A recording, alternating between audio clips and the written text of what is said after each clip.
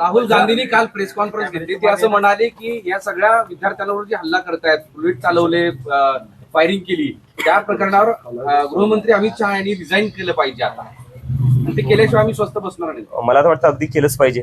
कारण की दुसरा एक प्रश्न हा पण येते की कॉक्रोच जनता पार्टीला बाहेरून फंडिंग येते किंवा बाहेरून चालवण्यात येते. तर माझ्या मनात असा प्रश्न येतो, अमित शहा असताना हे सगळं शक्य कसं काय झालं? हे तर मग अमित शहाचं फेलियर आहे.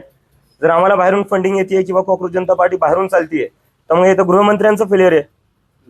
चाणक्य कसले मग तुम्ही असताना जर बाहेरून फंडिंग येते किंवा बाहेरून चालवण्यात येते, मग तर तुम्ही स्वतः फेल झाले आणि तुम्ही राजीनामा दिला पाहिजे. आणि 20 तारखेला ज्या प्रकारे विद्यार्थ्यांचं रक्त वाहण्यात आलं जंतर मंतरवर दिल्ली पोलीसच्या हातातून, ते अमित शहाच्या ऑर्डर शिवाय दुसरं कोणाचा ऑर्डर नसणार. नवे शिक्षण मंत्री जोशी हे सुद्धा बदनाम आहेत असं प्रियंका गांधी संसदेत म्हणाल्या. त्यानंतर बाहेर ते असं म्हणाले की मी ठाम आहे, ते सत्य आहे, ते सुद्धा दोषी आहेत. मी त्यांची क्लिप पाहिली जिथं जे बिल्किस बानोचे बलात्कारी होते त्यांच्या स्वागतासाठी काहीतरी बोलले ते. तर देशाचा शिक्षा मंत्री हा बलात्काऱ्यांचं स्वागत करतो, त्यांची तारीफ करतो. हे तर म्हणजे प्रधानला काढून अजून एक विचित्र माणूस बसून ठेवलेला आहे. काय मेसेज देताय तुम्ही देशाला की जो शिक्षा मंत्री आहे तो बलात्काऱ्यांचा सपोर्ट करणार, त्यांचं स्वागत करणार? पण हे लोक करणार पण काय? यांच्या पक्षात दुसरे कोणते लोक आहेत? सगळी गुंड भरलेली आहेत. कुलदीप सेनगर झाला, काय होता यांच्या सरकारमध्ये? काय ते जे राम रहीम आहेत ते पैरोलवर बाहेर येतात. तर गुंड आणि बलात्काऱ्यांचं समर्थन करणारी ही सरकार आहे. कंगना रावतांची चर्चा होते, ते जनरेशन गटार असं म्हणते जेनजीला, आणि त्यावर आता बरंच वाढलं.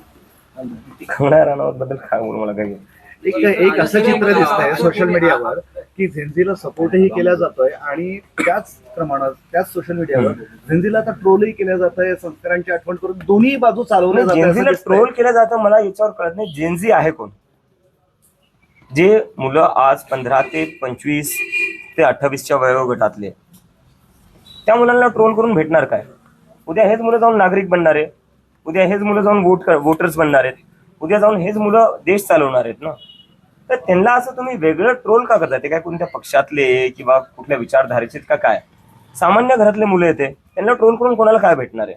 एक नाशिक पोलिसांनी आता एक एसओपी काढली आहे, म्हणजे जेनजीच्या आंदोलनाचा जो पोलिसांना त्रास झाला किंवा पोलिसांना त्रास झाला, त्यांनी एसओपी काढली अशी आहे की आता जेनजीची पिढी आहे ती मोबाईल सुरू ठेवते आणि तुमचं सगळं रेकॉर्ड करते, तर ते काय करायचे अशी पोलिसांनी एसओपी काढली. याच्यावर काय मत आहे? मला वाटतं जर तुम्हाला रेकॉर्ड व्हायची भीती असेल ना, तर तुम्ही स्वतःलाच विचारा तुम्ही अशा गोष्टी का करताय ज्याची तुम्हाला रेकॉर्ड होईल अशी भीती वाटते.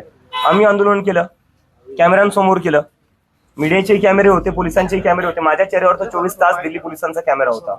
आम्ही तो घाबरलो नाही कोणती गोष्ट रेकॉर्ड होण्यापासून.